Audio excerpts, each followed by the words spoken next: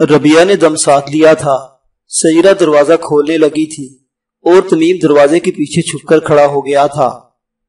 سیرہ نے دروازہ کھول دیا اور باہر ہی کھڑے کسی نے خوش ہوتے ہوئے کہا، میں کہتا تھا نا اس تہہ خانے میں ضرور کوئی ہے، مجھے خود اس میں سے باتیں کرنے کی آواز سنائی دی تھی۔ پھر دو آدمی تہہ خانے میں داخل ہوئے، وہ وحشی نارمن تھے۔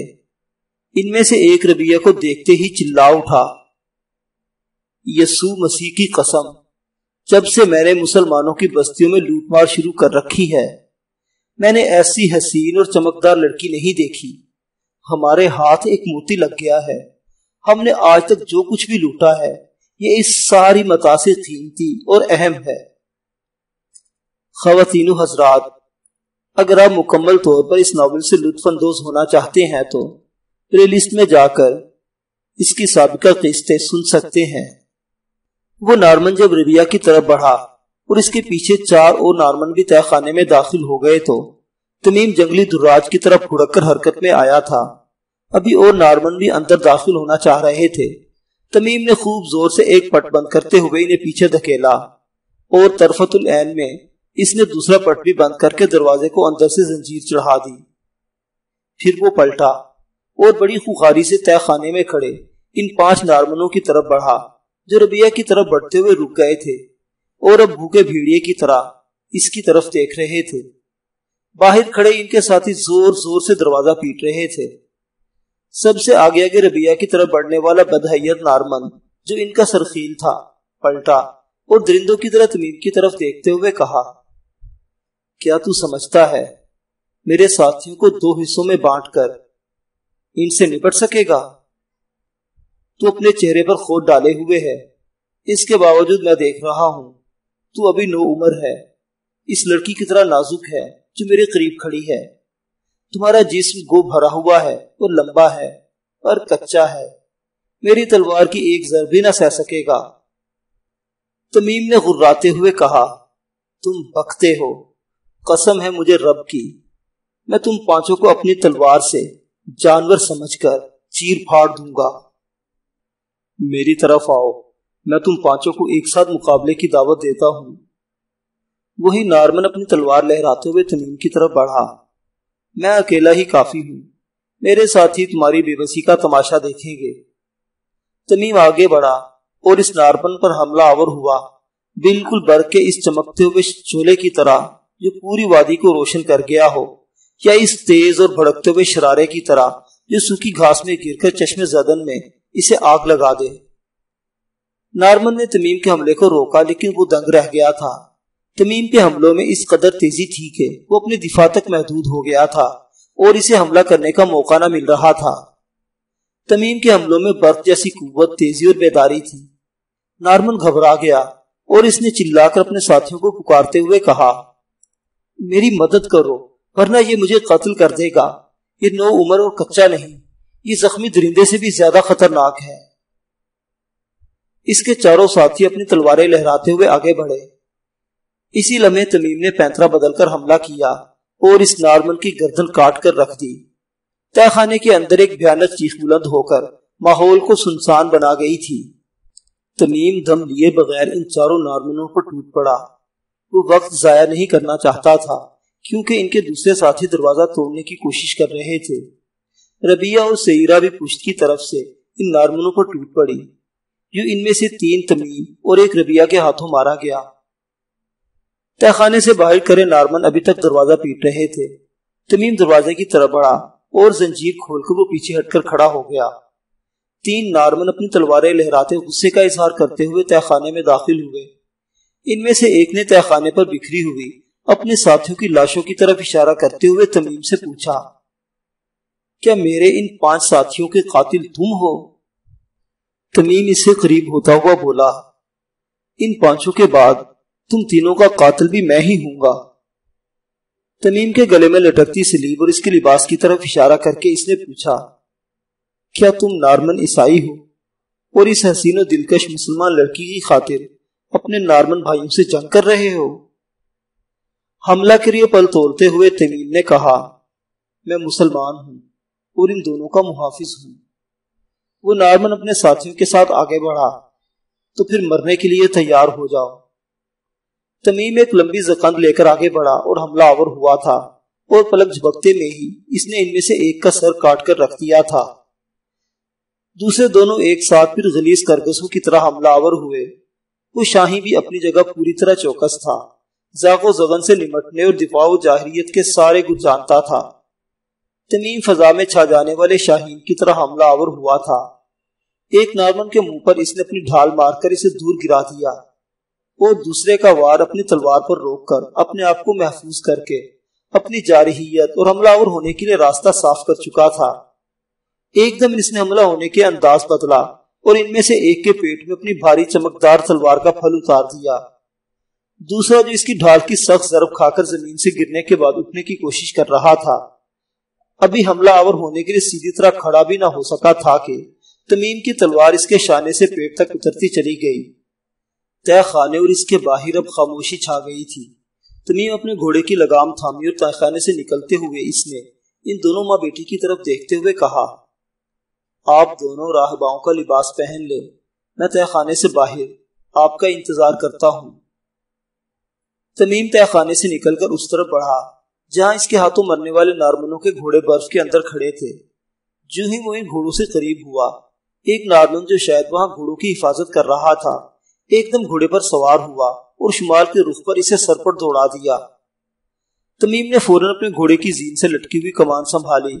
وقت ضائع کیے بغیر اس نے اپنے ترکش سے تیر نکالا اور کمان پر چڑھاتے ہوئے چلا کر اس نے کہا، ٹھہرو، یاد رکھو میرے پاس زہریلے تیر ہیں اور میرا نشانہ کبھی خطا نہیں گیا۔ لیکن وہ نارمن رکنے کی بجائے اپنے گھوڑے کو اور تیزی سے ایڑ لگانے لگا تو تمیم نے تیر چلا دیا۔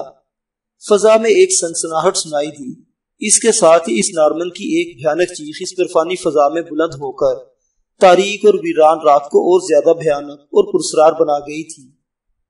تمیم کا تیر اس نارمن کی کنپٹی کے پار ہو گیا تھا اور وہ وہیں برف پر گر کر دم توڑ گیا تھا۔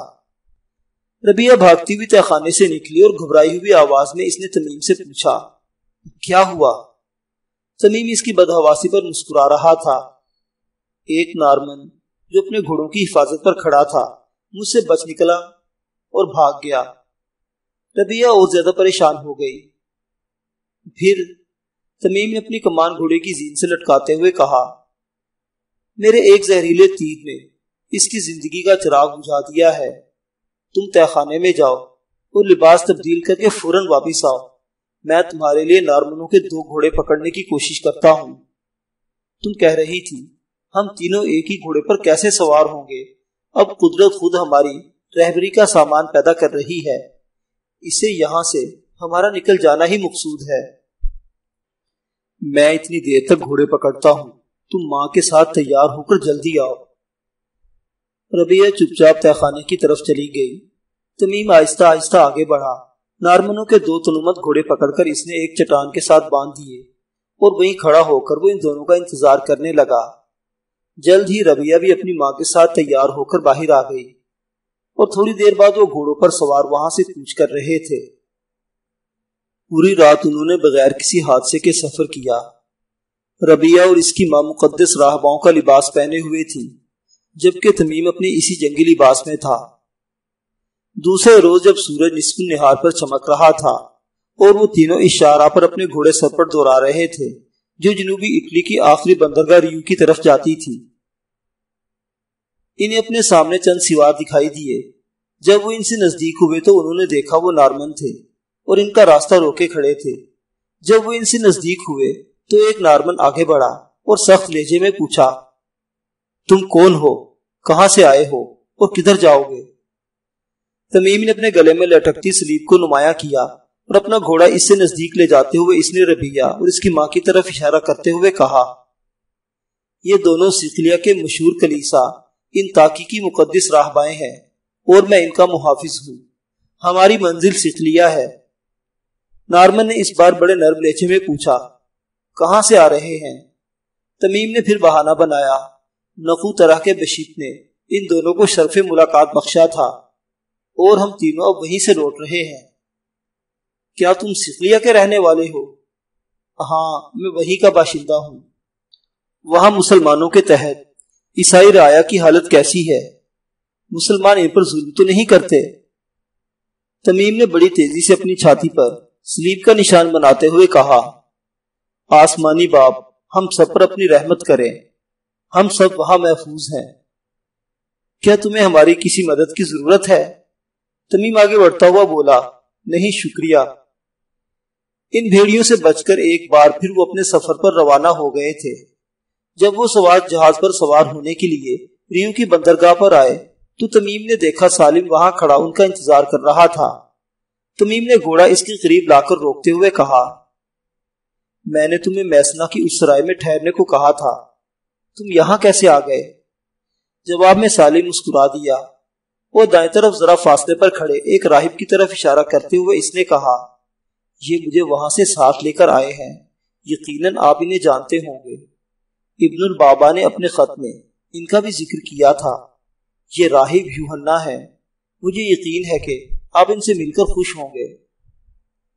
تمیم اپنے گھوڑے پر سوار چند لمحوں تک اس جوان خوبصورت قداور اور کڑیل جسم والے راہب کو دیکھتا رہا۔ اس نے دیکھا راہب کے گلے میں ایک بہت بڑی سنہری سلیب لٹک رہی تھی اور اس کے ہاتھوں میں انجیل تھی۔ راہب کی ایک ٹانگ کٹی ہوئی تھی اور وہ بیساکھی کے سہارے کھڑا ٹکٹکی باندھے تمیم کی طرف دیکھے جا رہا تھا۔ دونوں خاموش تھے، جیسے محیط سناٹے کی تاریک پنہائیوں میں اتر گئے ہوں۔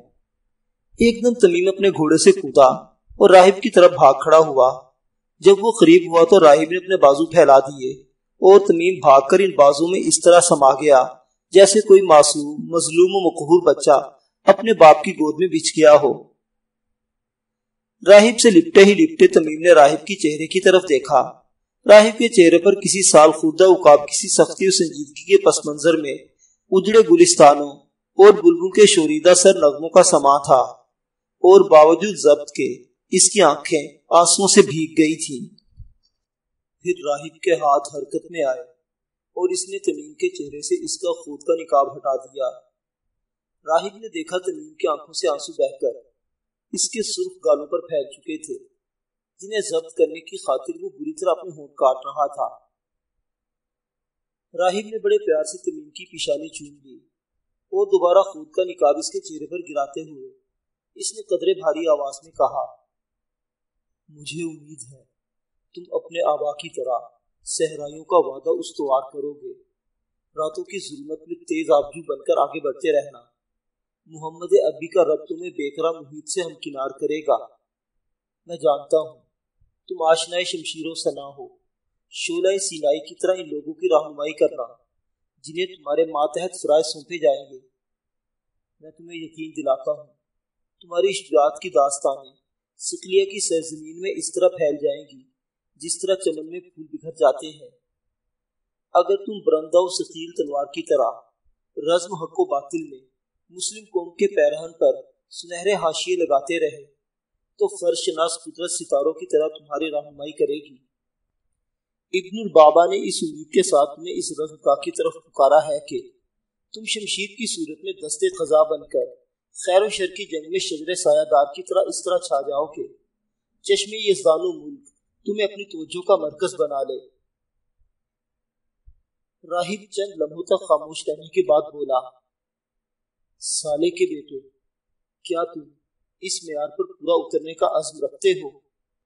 تمیم کی آواز یوں سنائی دی جیسے فراز کوہ سے کوئی شاہین چلایا ہو، میں دشمن پر یوں برسوں گا جس طرح گرم اور سرخ لوہے پر وزنی ہتھوڑا برستا ہے، اور میں کسی کو یہ موقع نہ دوں گا کہ وہ یہ کہے کہ سالے کا بیٹا تمیم بزدل تھا۔ راہب یوحنا نے فیصلہ کن انداز میں کہا، تو پھر میرے ساتھ چلو۔ کہاں؟ یہاں سے 10 میل شمال مشرق کی طرف، جہاں سمندر کے ایک گمنام ساحل پر ابن البابا تمہارا انتظار کر رہا ہے۔ کیا ان دونوں ماں بیٹی کو میں ان کے گھر نہ چھوڑ آؤں گا؟ نہیں، سالم انہیں گھر پہنچا دے گا۔ اس کے علاوہ انہیں کشتی میں جگہ حاصل کرنے کے لیے یہاں کم از کم 10-12 روز تک انتظار کرنا ہوگا، کیونکہ سکلیہ سے اٹلی کی طرف کشتیاں خالی آ رہی ہیں، لیکن اٹلی سے سکلیہ جانے کے لیے دشواریوں کا سامنا کرنا پڑتا ہے۔ نارمنوں کے حملوں اور مظالم سے تنگ آ کر مسلمان اسی تیزی سے صقلیہ کی طرف ہجرت کر رہے ہیں کہ کرائے پر کشتی حاصل کرنا ایک دشوار مسئلہ بن گیا ہے۔ آج کل ریو کی اس بندرگاہ میں سراؤں کے اندر قیام کرنے کے لیے کمرے بھی نہیں ملتے۔ بہرحال بندرگاہ کے علاقے کی ایک سرائے میں میں ایک کمرہ حاصل کر چکا ہوں۔ یہ دونوں ماں بیٹا کشتی ملنے تک اسی کمرے میں ٹھہریں گی اور ان کی خدمت کے لیے سالم ان کے ساتھ ہوگا۔ تم ان دونوں سے جا کر کہہ دو سالم انہیں عافیت کے ساتھ ان کے گھر پہنچا دے گا۔ راہب کے پاس سے ہٹ کر تمیم رابعہ اور اس کی ماں کے پاس آیا اور انہیں مخاطب کرتے ہوئے کہا، میں تم دونوں کو یہاں سے خدا حافظ کہتا ہوں۔ ربیہ نے بھکلا کر کہا، کیا آپ ہمارے ساتھ ہمارے گھر نہیں جائیں گی؟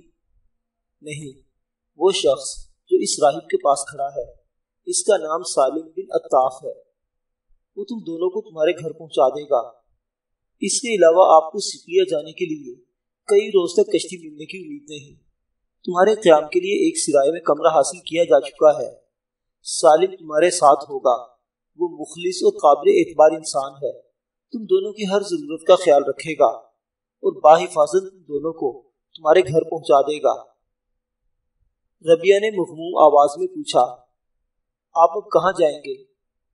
مجھے شمال مشرق کی طرف کوئی اور مہم سونپی جا رہی ہے۔ اس بار سعیرہ بولی، بیٹا جب تمہیں فرصت ملے تو ہمارے ہاں ضرور آنا، میں تمہارا انتظار کروں گی۔ وہاں سے ہٹ کر تمیم نے راہب کے پاس آتے ہوئے کہا، چلیے چلیں۔ راہب اپنے گھوڑے کی طرف بڑھا جو اس کے پیچھے تھوڑے ہی فاصلے پر کھڑا تھا۔ تمیم بھاگ کر آگے بڑھا اور راہب کو اس کے گھوڑے پر بیٹھنے میں مدد دی۔ پھر وہ خود بھی اپنے گھوڑے پر سوار ہوا اور دونوں اپنے گھوڑوں کو بھگاتے ہوئے مشرق کی طرف چلے گئے۔ سعیرہ نے اپنے گھوڑے کو ایڑ لگائی اور سالم کے پاس آ کر رکتی ہوئی بولی، کیا تمہارا نام سالم بن عطاف ہے؟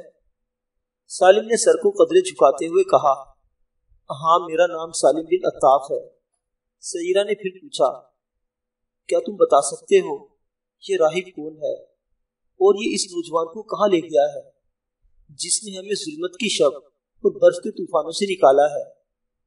سالم نے مختصر سا جواب دیا، میں صرف اتنا ہی جانتا ہوں کہ ایک ٹانگ والے اس راہب کا تعلق بلرم شہر کے مشہور کلیسا انتاکی سے ہے اور وہ مسلمانوں کے لیے نارمنوں کی جاسوسی کرتا ہے۔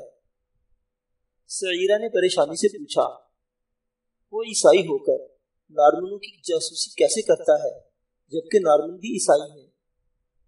سالم نے گردن جھکاتے ہوئے کہا، آپ کے اس سوال کا میرے پاس کوئی جواب نہیں۔ اس بار ربیہ نے پوچھا، اس جوان کا نام بتاؤ جو ہمیں برف کے طوفانوں سے نکال کر لایا ہے۔ سالم نے حیرت کا اظہار کیا، کیا اس نے آپ سے اپنا نام نہیں کہا؟ شکوے اور گلے کے انداز میں ربیہ نے کہا، اپنا نام تو ایک طرف، انہوں نے ہمیں اپنا چہرہ تک نہیں دکھایا۔ سالم نے چونکتے ہوئے کہا، وہ میرے آقا ہیں اور جو کام آقا نے نہیں کیا وہ اس کا غلام کیوں کر سکتا ہے؟ آپ کو آرام کی ضرورت ہے، آئیے سرائے کی طرف چلے۔ سالم اپنے گھوڑے پر سوار ہو گیا اور وہ دونوں ماں بیٹی اس کے ساتھ ہو لی۔ دوستو کہانی ابھی جاری ہے، اگلی کی سننے کے لیے ہمارے چینل ناولستان کو سبسکرائب کر لیں۔ ناولستان اسلامی اور تاریخی کہانیوں کا مرکز۔